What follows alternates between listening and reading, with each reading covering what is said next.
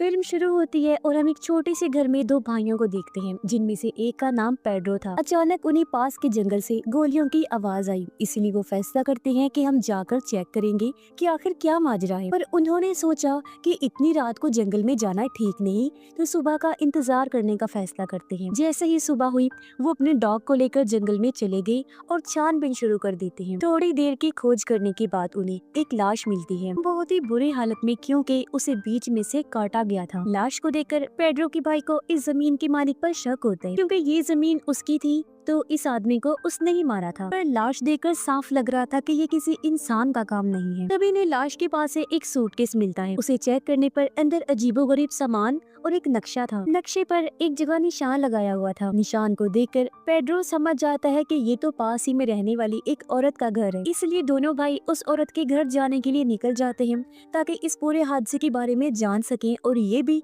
कि ये मरने वाला आदमी कौन था। औरत के घर पहुंचकर जब इन्होंने पूछा तो पता चला कि वो आदमी दरअसल एक क्लीनर था, जिसे वैसे तो आमतौर पर प्रीस्ट कहते हैं, पर मूवी में उसे क्लीनर कहा गया है, जो इवल यानी कोई बुरी ताकत जैसे डीमन, शैतान वगैरह भगाने का काम करती। औरत कहती है कि मैंने उस क्लीनर को इसलिए अपने घर बुलाया था ताकि वो मेरे बेटे को खत्म कर सके, क्योंकि मेरा बेटा पिछले काफी टाइम से एक रॉटन बन चुका है, यानी उसका जिस्म पूरी तरह सड़ चुका है। दरअसल उसे एक इवल स्पिरिट, किसी बुरी ताकत जैसे कि डीमन वगैरह ने पोजेस्ट कर लिया था, यानी अपने कंट्रोल में कर लिया था, जिस वजह से उसका जिस्म काफी मोटा हो गया था। तो ऐसा जिस्म रॉटन बन जाता है जो बस बिस्तर पर ही पड़ा रहता है और उसमें से पस निकलती रहती है, क्योंकि शैतान के कंट्रोल में आने से वो आदमी कुछ करने के काबिल नहीं रहता। और इवल शैतान उस इंसान को तब तक तड़पाता रहता है जब तक कोई क्लीनर या कोई और इंसान उसे मार ना दे। पर अगर कोई दूसरा इंसान इस रॉटन को खत्म करता है तो वो इवल आत्मा उस मारने वाले इंसान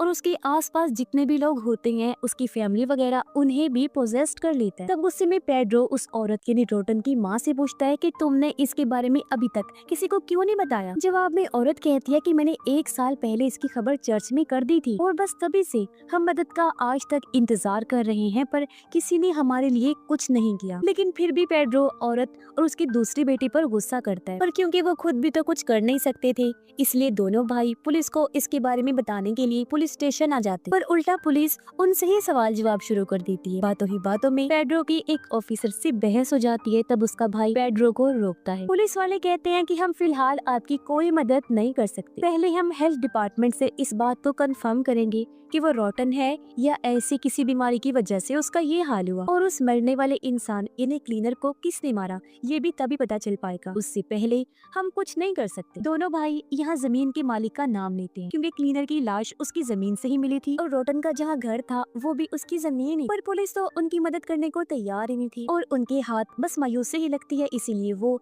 खुद ही जमीन के मालिक से जा मिलते हैं, उसे रोटन और क्लीनर की लाश के बारे में बताते हैं। अब यहाँ जमीन के मालिक की बातों से हमें पता चलता है कि हर कोई उस पर शक क्यों करता है। दरअसल वो रोटन और उसकी फैमिली जबरदस्ती इस मालिक की जमीन पर रह रही थी, जो बात उसे बिल्कुल पसंद नहीं, जिससे सबको ये लगता है कि जमीन के मालिक ने ही उस क्लीनर को मार दिया ताकि वो रोटन के घर जा ना पाए और रोटन इसी हालत में रहे। पर वो जमीन का मालिक नहीं, कोई और ही है जो इस सब के पीछे था, जो नहीं चाहता था कि क्लीनर रोटन के घर पहुंचे और उसे मार दिया। पर जमीन के मालिक को रोटन वाली बातों पर यकीन नहीं था। उसे लग रहा था कि ये कोई साजिश है ताकि मुझसे मेरी जमीन छीन ली जाए। अब इस बात से गुस्सा होकर जमीन का मालिक रात को रोटन को मारने के लिए चला जाता है, पर रोटन की माँ उसे ऐसा करने से मना करती है, क्योंकि वो क्लीनर नहीं है, आम आदमी है। तो अगर उसने रोटन को मार दिया तो इवल जमीन के मालिक और रोटन की फैमिली को भी अपने कब्जे में ले लेगा और उन्हें भी ऐसे ही तड़पाएगा, क्योंकि रोटन के अंदर जो इवल आत्मा है वो लोगों के डर के साथ खेलती है, उनके डर को उन्हीं लोगों के खिलाफ इस्तेमाल करके उन्हें अपने कंट्रोल में करती है। अब जब जमीन का मालिक उसे मारने गया तो वो भी उसे मारने के लिए उकसाता है ताकि वो आजाद हो सके। रोटन के अंदर का इवल उसे कहता है कि मार दो मुझे ताकि मैं बाद में तुम्हारी वाइफ के पेट में पल रहे बच्चे और सबको मार सकूं और अपने कब्जे में कर लूं। लेकिन यहाँ बड़ी मुश्किल से जमीन का मालिक खुद को कंट्रोल करता है और बाहर आकर अपनी गाड़ी में बैठ जाता है। सुबह जमीन के मालिक की माँ पेड्रो और उसके भाई को लेकर यहाँ आ गई थी, पर जमीन का मालिक ये ठान चुका था कि वो रोटन के जिस्म को यहाँ से कहीं दूर ले जाएगा, जिसके लिए वो पेड्रो और उसके भाई की मदद मांगता है और वो दोनों भी राजी हो जाते हैं। इसलिए अब वो तीनों जैसे तैसे रोटन की लाश को ट्रक में रखते हैं और उसे ठिकाने लगाने के लिए निकल पड़ते हैं। काफी दूर आने के बाद वो रोटन को फेंकने के लिए ट्रक से नीचे उतर गई और जब उन्होंने पीछे चेक किया तो ये देखकर उनकी होश उड़ गई कि ट्रक में तो रोटन का जिस्म है ही नहीं, जिससे वो समझ गई कि बीच रास्ते में एक बच्चा आ गया था। उसे बचाने के लिए जब हमने जोर से ब्रेक लगाई तो तब रोटन वहीं कहीं गिर गया होगा। अब जैसे भी हुआ, जमीन का मालिक तो यही चाहता था कि उसके जिस्म को ठिकाने लगा दिया जाए और अब वो काम होते ही वो तीनों अपने घर आ जाते हैं। सुबह जमीन के मालिक की वाइफ अपनी बकरियों को देखकर चिल्लाने लगती है। उसकी आवाज सुनकर वो बाहर आया। तब उसकी वाइफ बकरियों की तरफ इशारा करके एक अजीब बकरी दिखाती है जो उल्टी सीधी हरकतें कर रही थी और उसे ऐसे करते हुए जमीन के मालिक ने भी नोटिस कर लिया था। उसे देखने से साफ लग रहा था जैसे उसे शैतान ने पोजेस्ट कर लिया है, जो देखकर जमीन का मालिक बकरी पर गन तान लेता है और बकरी के हाव भाव देखने से लग रहा था जैसे उसके अंदर का इवल कह रहा है कि मुझे शूट करके मार दो, जिसके बाद मैं तुम्हारी फैमिली को खत्म कर दूंगा। और इस बार जमीन का मालिक अपने गुस्से पर काबू नहीं कर पाता और वो कर बैठता है जो उसे नहीं करना चाहिए था, यानी वो बकरी को सच में शूट करके मार देता है। यानी उसने वही कर दिया जो वो इवल चाहता था और अब एक जिस्म से आजाद होकर दूसरे में इवल जा सकता था। और अब वो चला जाता है जमीन के मालिक की वाइफ के जिस्म में। वो शैतान से पोजेस्ड होकर जमीन के मालिक पर कुल्हाड़ी से हमला कर देती है, जिससे उसकी मौत हो गई। ऐसा करने के बाद उसने अपने सर में भी कुल्हाड़ी घुसा दी और उसकी भी मौत हो जाती है। ऐसे उसने फिर अपने बच्चों को भी मार दिया और जमीन के मालिक की पूरी फैमिली मारी जाती है, जिससे हम समझ जाते हैं कि इवल शैतान की ताकत कितनी खतरनाक है कि उसने पूरी तरह एक दिमाग को कंट्रोल किया, जिससे पूरी फैमिली का खात्मा हो गया। उधर पेड्रो और उसका भाई अभी तक रोटन के घर ही थे। रात के टाइम उनके पास रोटन का भाई आकर कहता है कि आप यहीं रुक जाइए। वो उनसे मदद मांग रहा था और जमीन के मालिक की फैमिली के साथ जो हुआ वो सब भी बता देता है। अब पेड्रो के भाई को उस पर शक हुआ कि शायद इसे भी इवल ने पोजेस कर लिया है, पर पेड्रो बच्चे को शांत होकर स्टोर में जाकर सोने का कहता है। जाने से पहले बच्चा उनसे कहता है कि बिजली की चीजों से दूर रहिएगा, ये आपके लिए अच्छा होगा। अब लड़के ने ऐसा क्यों कहा, इसका जवाब हमें आगे पता चलेगा। अब कहीं ना कहीं पेड्रो और उसके भाई को आने वाले खतरे की भनक हो गई थी, इसलिए वो सुबह ही इस जगह को छोड़ने का फैसला करते हैं। साथ ही पेड्रो अपने भाई को कहता है कि हम अपना सारा सामान यहीं छोड़कर जाएंगे ताकि हमारे साथ इवल का जरा सा हिस्सा या असर उस जगह तक ना चला जाए जहां हम जा रहे हैं। अगली सुबह पेड्रो अपनी एक्स वाइफ जिसे वो छोड़ चुका था उसके घर जाकर अपने कपड़ों को आग लगाकर जला देता है और उसकी एक्स वाइफ पेड्रो से लड़ने लगती है, कहती है कि तुम अब क्यों मेरी जिंदगी बर्बाद करने आ गई हो। इसी बीच हमने देखा कि पेड्रो की एक्स वाइफ की बेटी पर उनका डॉग हमला करके उसे अपने साथ बाहर ले जाता है। दरअसल पेड्रो के कपड़े जलने से पहले डॉग ने वो चाट लिए थी, जिससे इवल डॉग को पोजेस्ट कर लेता है। अब पेड्रो की वाइफ का हस्बैंड अपनी बेटी और डॉग को ढूंढने बाहर जाता है। पेड्रो उसे कहता है कि कुछ भी हो जाए पर डॉग को शूट मत करना, पर जाहिर सी बात है ऐसी सूरत हाल में इंसान का दिमाग कहाँ काम करता है। इसलिए जब पेड्रो देखने बाहर गया तो उसकी एक्स वाइफ के हस्बैंड ने डॉग को शूट करके मार दिया था, जिससे दिल ही दिल में पेड्रो परेशान हो जाता है, यानी उसने वो कर दिया था जो उसे नहीं करना चाहिए था। फिर घर आकर पेड्रो हैरान और परेशान हो जाता है क्योंकि उसकी एक्स वाइफ की बेटी सही सलामत घर वापस लौट आई थी। बच्ची की माँ उसे जिंदा और सही सलामत देखकर काफी खुश हो जाती है, पर यहाँ बच्ची बड़ी अजीब बात कहती है कि अभी पापा गाड़ी से आकर आपको मार देंगे। ये सुनकर पेड्रो काफी घबरा गया।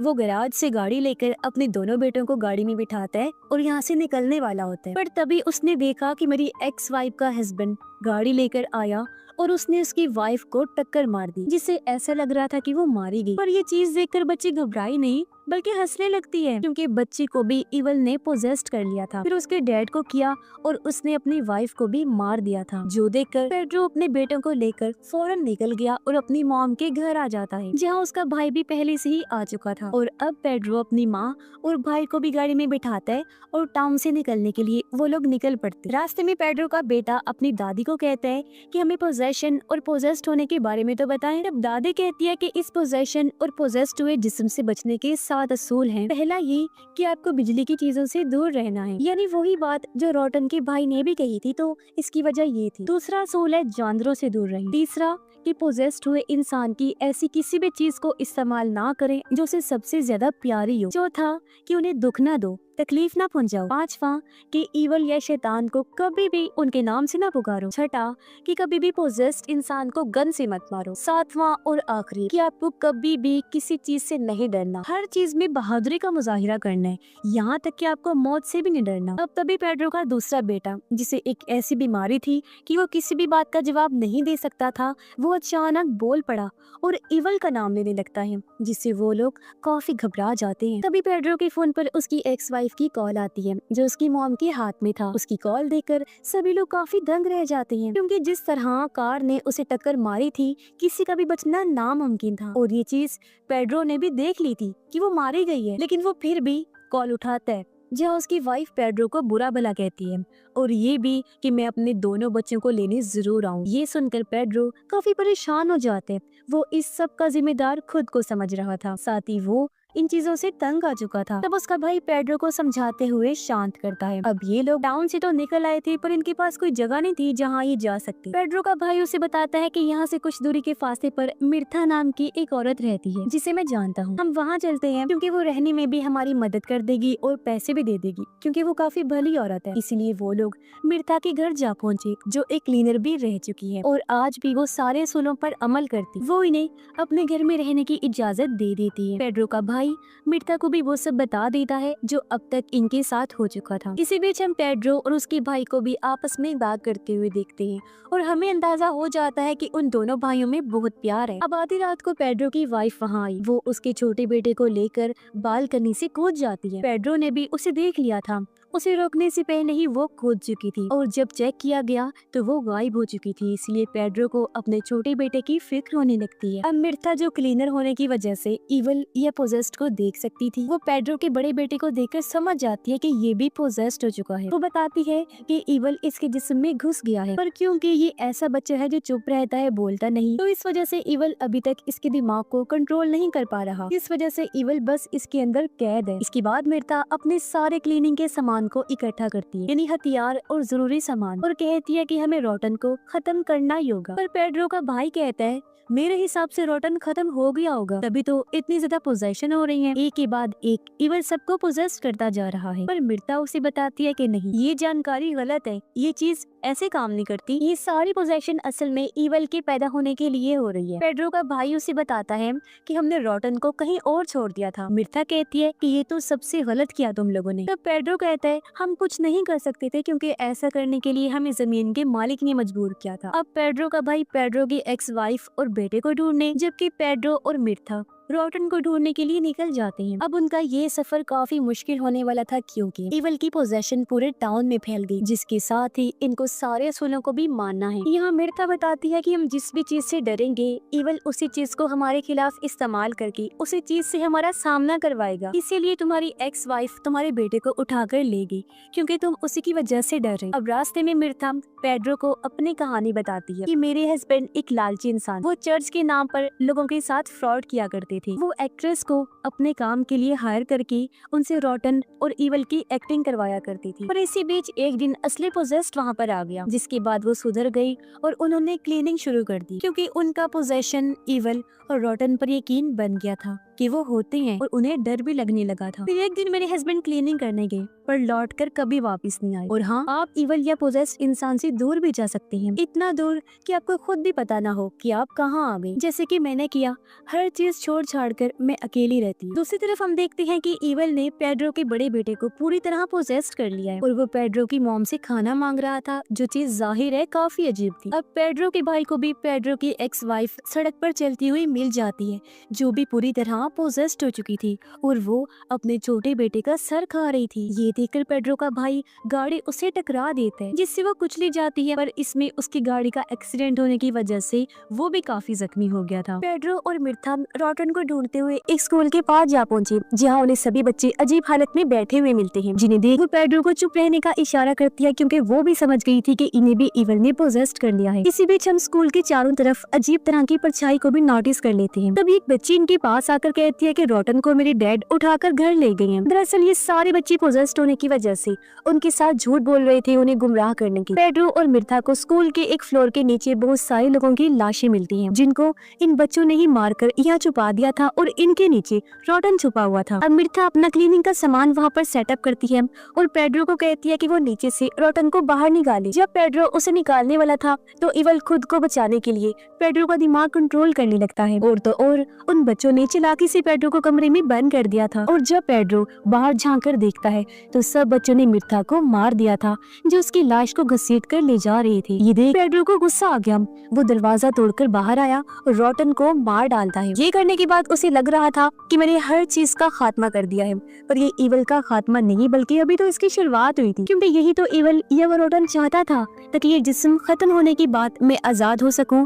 और अब उसका काम हो चुका था और अब ईवल पूरी तरह अपने रूप में पैदा होकर पेड्रो के सर पर हाथ फेरता है, क्योंकि इसने ही तो पैदा होने में उसकी मदद की थी। और अब ईवल पैदा होकर बाहर की दुनिया में तबाही मचाने के लिए चला जाता है, जहाँ वो और भी लोगों को पोजेस्ट कर देगा। और पेड्रो घर वापस आ जाता है, जहाँ दोनों भाई एक दूसरे के गले से लगकर दुख से रोने लगते हैं, क्योंकि वो समझ गए थे कि हमने हालांकि इतनी कोशिश की पर हम कुछ भी नहीं कर सकते अब, या कहीं कि उन्होंने अपनी हार पूरी तरह कबूल कर ली थी। और अब अगर ये इस जगह को छोड़कर जाएं भी तो कोई फायदा नहीं होगा, क्योंकि अब ये पोजेशन पूरे टाउन से फैलता फैलता शहर में भी फैल जाएगा, जो तेजी से इन्फेक्शन की तरह फैलने वाला था, जिससे वो लोग चाहकर भी छुटकारा हासिल नहीं कर सकते। तभी उनको याद आया कि हमने रॉटन के छोटे भाई को स्टोर में छुपाया था। पेड्रो उससे बात करता है तब वो बताता है कि एक आवाज ने मुझे कहा था कि मैं उस क्लीनर को मारकर खा जाऊं, यानी जिस आदमी की लाश इनको मिली थी उसे इसने इन्हीं रॉटन के भाई ने मारा था। आगे वो कहता है ऐसा मैंने अपनी माँ के साथ भी किया, उन्हें भी मारकर मैं खा गया। पेड्रो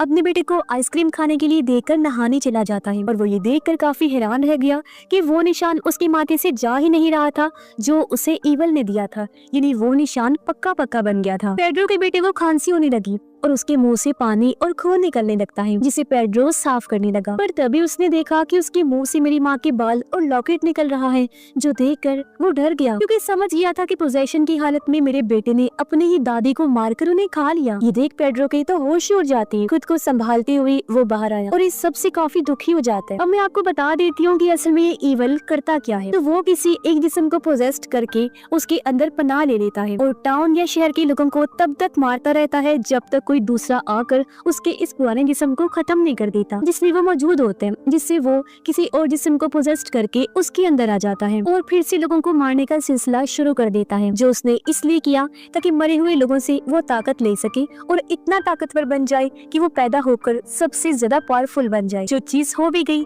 जब सही मायनों में वो पावरफुल हो गया तो पेड्रो के हाथों उसने खुद को मरवा दिया और पैदा हो गया, दुनिया को तबाह करने के रास्ते पर चल भी पड़ता है, जहाँ अब बस उसका ही राज और कब्जा होगा। और इसी भयानक एंडिंग के साथ ही इस फिल्म की कहानी भी यहीं पर खत्म हो जाती है।